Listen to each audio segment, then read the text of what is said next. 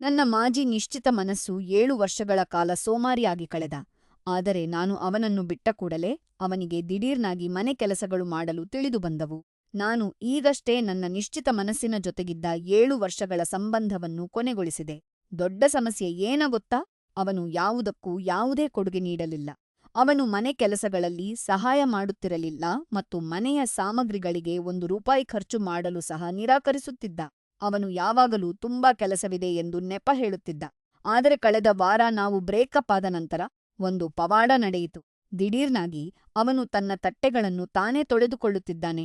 ಅವನು ಸಾಕಷ್ಟು ಬಾತ್ರೂಮ್ ಸಾಮಗ್ರಿಗಳನ್ನು ಖರೀದಿಸಿದ. ಹೊಸ ವ್ಯಾಕ್ಯೂಮ್ ಕ್ಲೀನರ್ ಕೂಡ ಖರೀದಿಸಿದ. ನಮ್ಮ ಹಳೆಯ ವ್ಯಾಕ್ಯೂಮ್ ಸ್ವಲ್ಪ ಹಳೆಯದಾಗಿದ್ದರೂ ಕೆಲಸ ಮಾಡುತ್ತಿತ್ತು. ವರ್ಷಗಳ ಕಾಲ ನನಗೆ ಹೊಸದನ್ನು ಕೊಡಿಸಲು ಅವನು ಸಹಾಯ ಮಾಡಲಿಲ್ಲ. ಆದರೆ ಈಗ ನಮ್ಮ ಸಂಬಂಧ ಮುಗಿದ ಮೇಲೆ ಅವನು ತನ್ನ ಸ್ವಂತ ಖರ್ಚಿನಲ್ಲಿ ಶಾಪಿಂಗ್ ಮಾಡುತ್ತಿದ್ದಾನೆ. ಇದು ನಿಜಕ್ಕೂ ಕಿರಿಕಿರಿ ಉಂಟುಮಾಡುತ್ತದೆ. ಕಳೆದ 7 ವರ್ಷಗಳಿಂದ ಈ ಶಕ್ತಿ ಎಲ್ಲಿದೆ? ನಾನು ನನ್ನ ಪದವಿಯನ್ನು ಗೌರವದೊಂದಿಗೆ ಪೂರ್ಣಗೊಳಿಸುತ್ತಿದ್ದಾಗ ಕೇವಲ ನಾನು ಮಾತ್ರ ಏಕೆ ಸ್ವಚ್ಛಗೊಳಿಸುತ್ತಿದ್ದೆ? ಅದಕ್ಕಿಂತ ಕೆಟ್ಟದ್ದು ಏನೆಂದರೆ ಅವನು ಈಗ ಇಲ್ಲಿಯೇ ಸಿಲುಕಿಕೊಂಡಿದ್ದಾನೆ. ಅವನು ಮನೆ ಖಾಲಿ ಮಾಡಿ ಹೋಗಲು ಪ್ರಯತ್ನಿಸಿದ, ಆದರೆ ಪ್ರತಿಯೊಂದು ಅಪಾರ್ಟ್‌ಮೆಂಟ್‌ನಲ್ಲೂ ಅವನಿಗೆ ನಿರಾಕರಣೆಯಾಯಿತು. ಏಕೆ? ಏಕೆಂದರೆ ಅವನು ತನ್ನ ಕ್ರೆಡಿಟ್ ಅನ್ನು ಒಂದು ಅತಿಯಾದ ಬೆಲೆಯ ಟ್ರಕ್ ಖರೀದಿಸಲು ಖರ್ಚು ಮಾಡಿದ್ದ.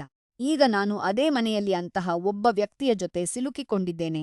ಅವನು ಮೊದಲಿನಿಂದಲೂ ಸಹಾಯ ಮಾಡಲು ಸಮರ್ಥನಿದ್ದ ಎಂದು ಈಗ ಸಾಬೀತುಪಡಿಸಿದ. ಆದರೆ ನನ್ನ ಬಗ್ಗೆ ಅವನಿಗೆ ಅಷ್ಟೊಂದು ಕಾಳಜಿ ಇರಲಿಲ್ಲ ಅಷ್ಟೆ.